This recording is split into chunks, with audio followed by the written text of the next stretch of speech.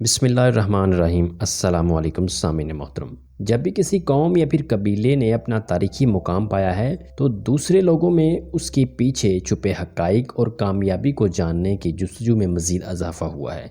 लिहाजा आज हम आपके साथ अर्राई कौम का तारीखी पस मंज़र शेयर करेंगे। तो ये कैसे बरसगीरे हिंद से पाकिस्तान के मुख्तलिफ़ इलाकों में आकर आबाद हुई और आज ये अपनी कामयाबी का सिक्का मनवाने में कैसे कामयाब हुए, तो जानते हैं आज की इस वीडियो में। वीडियो शुरू होने से पहले मेरी आपसे दरख्वास्त है कि वीडियो को एंड तक लाजमी देखें। वीडियो अच्छी लगे तो इसको अपने अजीज़ व अक़ारब के साथ लाजमी शेयर करें और मेरे यूट्यूब चैनल को लाजमी सब्सक्राइब करें ताकि इस तरह की मज़ीद इंफॉर्मेटिव और अच्छी वीडियो आपको सुनने को मिलती रहे। तो शुरू करते हैं आज की अपनी इस वीडियो को। तारीख़ कौम अराई के मुनसफ़ असगर चौधरी लिखते हैं कि अराई कौम के आबाओ अजदाद मुल्क शाम के एक इलाका अरिहा के रहने वाले थे। जब वहाँ से सरजमीन हिंद पहुँचे तो अरिहा की निस्बत से अराही और बाद आज़ा अराई मशहूर हो गए।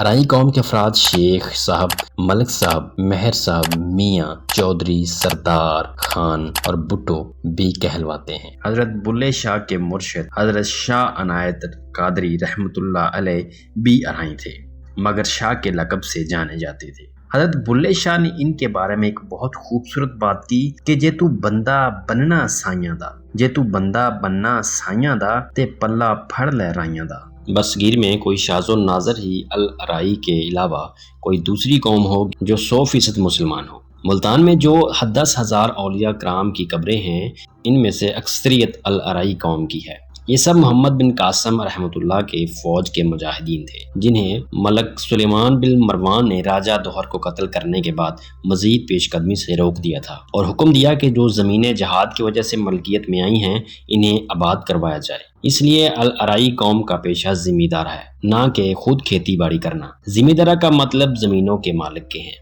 खेती बाड़ी खुद करना जाट कौम का पेशा है। जाट कौम पंजाब की एक मेहनती और बहादुर कौम है। जाट कौम में सबसे पहले मुसलमान होने वाले का नाम भीम सिंह है और राजा दोहर का सिपा सलार था, जिसे अरब से आए हुए 2 लड़कों ने राजा के दरबार में सबके सामने मुकाबले में हराकर इसकी जान बख्श दी थी। लेकिन राजा ने फिर भी इन अरबों को कत्ल करने के लिए कैद कर लिया, जिस पर भीम सिंह ने रात की तारीकी में इन्हें राजा दोहर से चोरी आजाद करवा दिया। भीम, जिसके नाम से आज भी इंडिया में बच्चों के कार्टून छोटा भीम मशहूर है। अल अराई कौम की मशहूर गोत मियाँ है, यानी इसका अरबी ज़बान में लफ्ज़ बनता है कि 100%, और ये फौजियों और उनकी औलादों के लिए इस्तेमाल होता है जो लश्कर के साथ मुल्क शाम से शहादत या तिबी मौत तक साथ रहते थे। महर अरबी नस्ल के जंगी घोड़े को उम्र के हिसाब से हर साल अलहदा नाम से पुकारा जाता था। जब ये तमाम घोड़ों में कीमती घोड़ा 10 साल की उम्र को पहुंचता तो इससे महर कहते थे। जिन फौजियों के पास ये घोड़ा था उनको महर वाले कहा जाता था। इस गोत के लोग सब अरब के हर मुल्क में मौजूद है। यहाँ पर इनका एक और कबीला जिसे सलीमी कबीला भी कहते हैं, मतलब के जानवरों और बकरियों के चरवाहे। ये उस दौर में बड़ा मालदार और इज्जत वाला कबीला माना जाता था। उस कबीले का एक मशहूर फर्द सलीम अल राही भी मोहम्मद बिन कासम की फौज में शामिल था और इसकी औलाद अपने नाम के साथ सलीमी लगाते थे।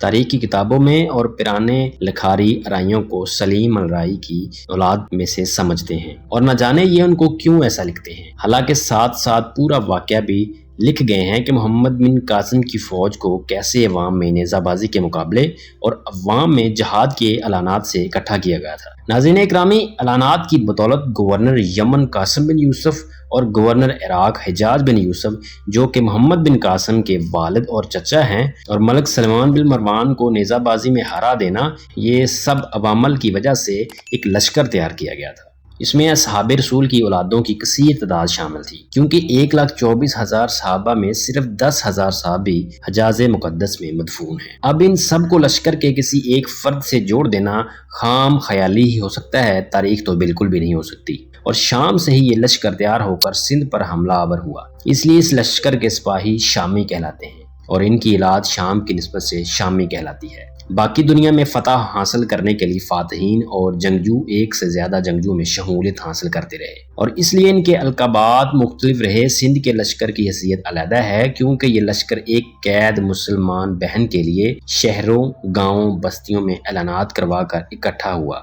اور اس میں بوڑھے جوان سب شامل ہیں، اور ایک خاص بات یہ کہ اس لشکر کے کسی فرد کو واپس اپنے گھر آنے کی اجازت نہ ہوئی۔ اس لیے برصغیر میں الارائی کی نسبت ارائیں اس کی پہچان بن کر ایک قوم کہلانا شروع ہوئی۔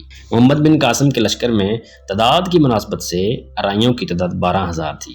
محمد بن قاسم رحمۃ اللہ علیہ کے لشکر سے ارائیں لفظ کی تشریح راجہ دہر کی قید میں ایک مسلمان لڑکی کی آواز پر لبیک کہنے والا 12,000 عوامی لشکر جو 4 حصوں پر مشتمل تھا۔ ہر اسلامی لشکر کے پاس ایک جھنڈا ہوتا تھا جس کو فوج ہر صورت میں بلند رکھتی ہے اور جنگ کے اختتام پر فتح ہونے والی زمین میں گاڑ دیا جاتا تھا۔ اس جھنڈے کا ذکر حضرت محمد صلی اللہ علیہ وآلہ وسلم نے اور جو غزوات خود لڑیں ان میں بھی ہے، اور صحابہ کرام نے ان کو گرنے سے بچانے کے لیے شہادتیں نوش فرمائی۔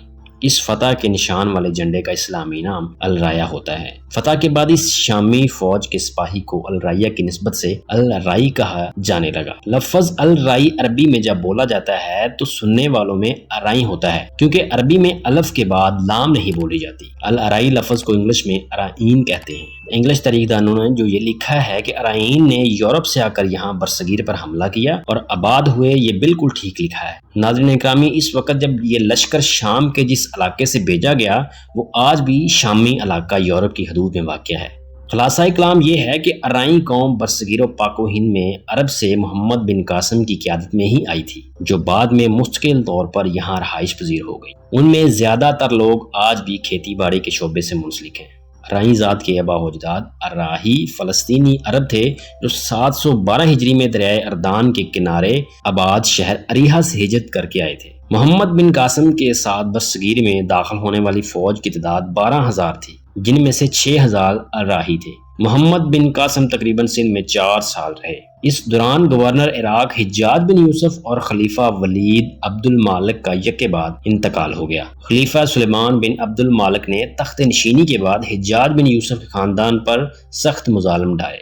اس دوران میں اس نے محمد بن قاسم کو بھی حجاج یوسف کا بھتیجا اور داماد ہونے کے جرم میں گرفتار کر کے عرب واپس بھیج دیا، جہاں وہ 7 ماہ قید ہونے کے بعد انتقال کر گئے۔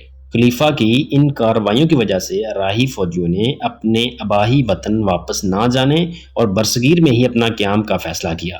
خلیفہ کے ظلم سے بچنے کے لیے انہوں نے فوج کی ملازمت چھوڑ دی اور کھیتی باڑی کو اپنا ذریعہ معاش بنا لیا۔ وقت کے ساتھ ساتھ یہ وسطی اور مشرقی پنجاب کی طرف چلے گئے اور وقت کے ساتھ ان کی اگلی نسلیں پورے برصغیر میں پھیل گئی۔ اور اسی کے ساتھ آج کی یہ ہماری ویڈیو اپنے اختتام کو پہنچی۔ ویڈیو پسند آئی ہو تو اس کو اپنے عزیز و اقارب کے ساتھ لازمی شیئر کریں، اور اگر آپ اسی طرح کی مزید انفارمیٹو اور منفرد ویڈیو سننا چاہتے ہیں تو میرے اس یوٹیوب چینل کے ساتھ جڑے رہیں۔ ملتے ہیں ایک نئے ویڈیو کے ساتھ، تب تک کے لیے اللہ حافظ۔